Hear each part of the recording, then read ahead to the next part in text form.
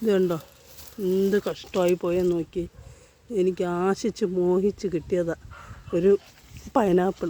നമ്മുടെ എന്താ മുള്ളില്ല, ഇതുണ്ടല്ലോ കണ്ട, ഇലയിലൊന്നും മുള്ളില്ല പൈനാപ്പിൾ കിട്ടി എനിക്ക്. നമ്മുടെ അന്യു തോമസ് തന്നതാണേ. അതിന് ഞാൻ കൊണ്ടുവന്ന് എന്താ തറയിൽ വെച്ചാൽ പിന്നെ പന്നിയാ മറ്റോ എടുക്കുന്നെങ്കിലോ എന്നോർത്ത് ഞാനൊരു ബാഗിനകത്ത് വെച്ച് വേണ്ട, ഇത്രയും വലുതായി വേണ്ട, എന്ത് നല്ല വലുതായി നന്നായിട്ട് നിൽക്കുകയായിരുന്നു കേട്ടോ.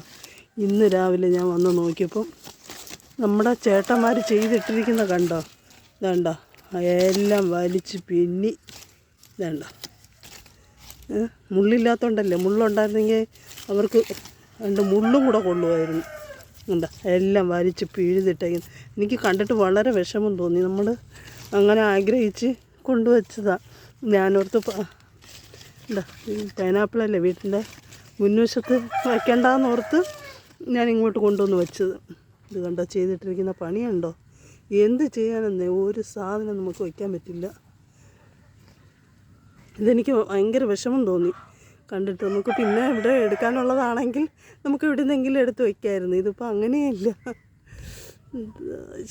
സങ്കടം കണ്ടപ്പോൾ സങ്കടം തോന്നി. എന്താ ചെയ്യാനെന്ന്. നേരത്ത് ഇവിടെ ഒരു മൂട് കാച്ചിൽ, ചേന, ചേമ്പ് ഈ വക സാധനങ്ങളൊന്നും ഞാനിപ്പോൾ വയ്ക്കാറില്ല, വയ്ക്കാൻ പറ്റില്ല. ഇവിടെ ചേനയൊക്കെ കുറേ നന്നായിട്ട് കൃഷി ചെയ്തിരുന്നതാണ്.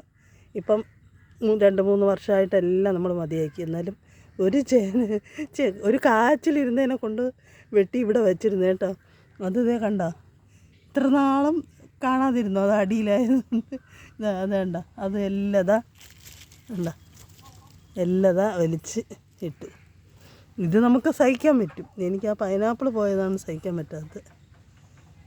ഇവിടെ വന്നപ്പോൾ നമ്മുടെ ഒരു ഉണ്ടോ ഒരു കപ്പയ്ക്ക പഴുത്തിരിപ്പുണ്ട്, അതും കൂടെ എടുത്തിട്ട് പോകാം. അല്ലെങ്കിൽ ഇനി അടുത്ത ആൾക്കാർ ഇനി ഇത് തരത്തില്ല.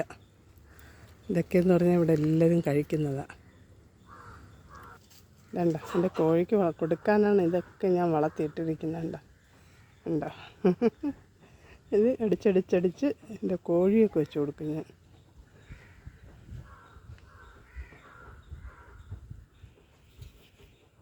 എവിടെ പോയാലും ഞാനിപ്പോൾ ഇങ്ങനെ ഈ നമ്മുടെ സർവേയുമായിട്ട് ബന്ധപ്പെട്ട് എല്ലാ സ്ഥലങ്ങളിലും പോകുന്നുണ്ടല്ലോ. എവിടെ പോയാലും എല്ലാവർക്കും കൃഷി ചെയ്യാൻ ഇതാണൊരു ബുദ്ധിമുട്ട്. ഈ നമ്മുടെ പന്നിയുടെ കാരണം ആരും കൃഷി ചെയ്യുന്നില്ല. അപ്പം വിചാരിക്കും തരിശ് ഭൂമിയായിട്ട് കിടക്കുകയെന്ന്. പിന്നെ കുറച്ച് പേര് മാത്രം അതിൽ ഒക്കെ കെട്ടിയെടുക്കാൻ പറ്റുന്നവർ മാത്രം കൃഷി ചെയ്തിട്ടുണ്ട്. ഒരു 40-50 സെൻറ്റിനൊക്കെ മേളിലുള്ളവർക്ക് ഒരിടത്തും ഞാൻ അതിൽ അങ്ങനെയൊന്നും കാണുന്നില്ല. അപ്പോൾ അവരുടെ സ്ഥലമൊക്കെ വെറുതെ കിടക്കുക. അപ്പോൾ നമുക്കത് തരിശ് ഭൂമി എന്ന് പറഞ്ഞിട്ട് എഴുതി കൊടുക്കാനേ പറ്റുള്ളൂ. അല്ലെങ്കിൽ അവർക്ക് എന്തെങ്കിലും കൃഷി ചെയ്യാൻ പറ്റുമായിരുന്നു. പക്ഷേ ഈ പന്നിയുടെ ശല്യം കാരണം ആർക്കും കൃഷി ചെയ്യാൻ പറ്റുന്നില്ല.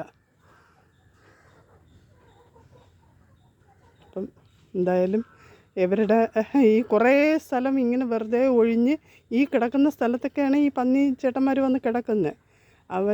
എല്ലാ സ്ഥലങ്ങളും എല്ലാവരും ഒന്ന് ക്ലീൻ ചെയ്താൽ ചിലപ്പോൾ ഇവരൊക്കെ ഒന്ന് പോവുമായിരിക്കും. പക്ഷെ അത് നമുക്ക് സാധിക്കുന്ന കാര്യമല്ല, പറയാൻ പറ്റത്തില്ല. നമുക്ക് ഈ കുറച്ച് സ്ഥലമൊക്കെ ഉള്ള നമുക്ക് ഇങ്ങനെയൊക്കെ ഇവരുടെയൊക്കെ ഉപദ്രവം വരുമ്പോഴത്തേക്കാണ് നമുക്ക് ആകെ വിഷമം വരുന്നത്. നമുക്കൊന്നും കൃഷി ചെയ്യാൻ പറ്റത്തില്ലല്ലോ എന്നുള്ള ഒരു കാര്യം. എന്താ ചെയ്യുക അല്ലേ.